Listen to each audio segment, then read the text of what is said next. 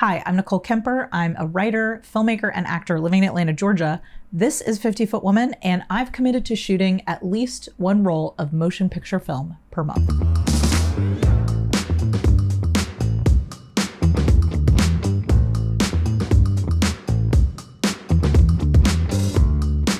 Okay, well, if you have been watching my videos, and if you haven't, welcome. Last year, I purchased a Canon 1014 Super 8 camera. I wanted a higher end, if that's the best way to put it, Super 8 camera. I've got some other models that are a little more portable. They had, fewer features, but I wanted one that had the ability to do like manual exposure. I wanted one with like a little bit more, a nicer lens, and just like a little bit more features on it that were sort of a little bit more advanced. And so that's why I got the Canon 1014. Unfortunately, after shooting a couple of rolls with it, it started to have some major problems. I tried to take it apart and fix it, and I did I was sort of successful, but not in a way that made it feel like it was going to be a really reliable camera for me. So I was kind of low-key on the hunt for something a little bit more reliable, maybe not the same model camera, maybe something different. And I've been watching Noah over at Analog Resurgence, which, by the way, if you haven't seen his videos and you're a fan of analog photography, motion picture film, amazing videos going back like 5 years. He's got a huge catalog. I've almost binged them all. I'm almost at the end and I'm really sad because I'm running out of videos to watch. But he has a Nikon R10 and he did a video about it where he went through all of the features and I was like, wow, that looks like exactly what I need. And so I got on the old eBay and I found one. I found one from like sort of what my ideal candidate is, which a person who had been using the camera and had obviously loved it and treated it well and was just selling it. And this person was great and very kind, and I feel really good about this camera. So this is my Nikon R10. But first of all, let me say she's a hefty gal. Like she is thick and in a good way. This feels like a really well-built camera. It's solid. It's not so heavy that you couldn't handhold with it, but it definitely, like, it feels, it's a lot heavier than a lot of the other Super 8 cameras that I've personally held. So this one, you can kind of tell that it was built to last. It feels like a very solid. So let's see, on this side, you've got a little area where you can put in your Super 8 cartridge.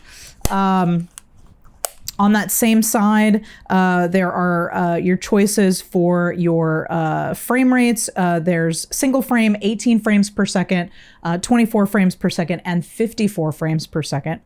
So if you're doing the slow-mo. There's also some adjustment over under for if you're wanting to let in a little bit more light or a little less light in terms of exposure. We've got a auto or manual lock on the other side. There's a lot of stuff here that I haven't even played around with yet, with where you can add cross dissolves, fade outs. You can even rewind or fast forward the film in the camera if you're wanting to do some double exposures. And that was one of the features from watching Noah's video that I was really intrigued by, that I didn't see a lot of other Super 8 cameras that had that capability. Of course, there's a remote trigger. You've got your footage counter here, your auto sort of zoom. The lens is really nice. It does, let's see, it is a 7 to 70 millimeter f1.4, so it's got a pretty fast lens on it, and it also has macro, so you can kind of slide this forward and also get it into macro. It does do auto exposure, and also there's a little hot shoe on the top if you want to put some light, put a little light in there. And if you're wondering what this little coin is here, the guy that sold me the camera also sent it with the coin, and that coin is to disable the internal 85 filter. As far as the batteries go, there's only one battery compartment, which is kind of nice. So some of these Super 8 cameras, you have to get like those button batteries, which some of those models are kind of expired and can be hard to find. This takes just double 8 batteries. There's a battery compartment in here, but they all go in there, and it's quite nice. As opposed to having the batteries and then the button battery that powers the auto exposure or the light meter, the internal light meter. It's all powered by the same set of batteries. I'm trying to decide how I want to hold you, girl. So I've already shot some test footage with this camera. The first part of the roll wasn't so great, but that was user error. I forgot to set the diopter before I started shooting. And by the way, the diopter is up here by the eyepiece. In case you're wondering, there's a little dial up here. The diopter, if you're new to shooting with a motion picture camera, the diopter sets the viewfinder essentially, or the rangefinder, to your eye, and I am super duper blind. So here's what I'll say. I tell you what, I'll just share a little bit with you. Enjoy some very blurry cats.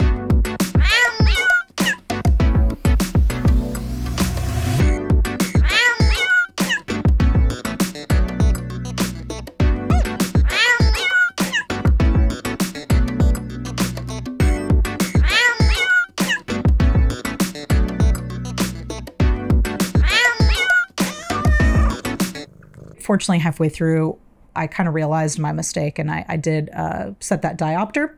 I shot a little bit of my son just goofing around in the yard. I did a couple of different shot scales. It was pretty bright that day, so I tried to get him under a little bit of shade. I believe I was I remember why I was in the shade. It was because I was using the 500T. That's what I had at the time.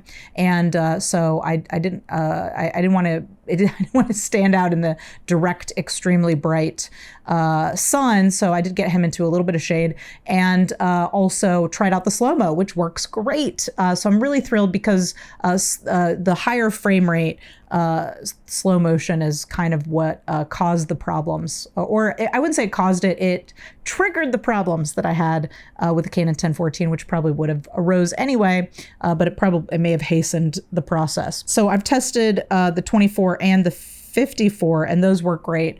I have not tested the single frame or the 18 frames per second just yet. I'm going to be using this camera for my next challenge, and that's all the tease that you're going to get. Thanks for watching. If you liked this video, I hope that you will subscribe to the channel and stick around. The channel is Critical Crop Top Films, which is my production company, and all of the videos for this series are in the 50-Foot Woman playlist. I also have a blog on Substack where I post links to these videos, as well as articles and still photography, other sort of still photo things that I'm working on, photo walks and stuff like that. So if that's something that sounds interesting to you, you can find the link to my Substack blog in the description below. If you're in the part of the world where I'm in right now, it's very cold.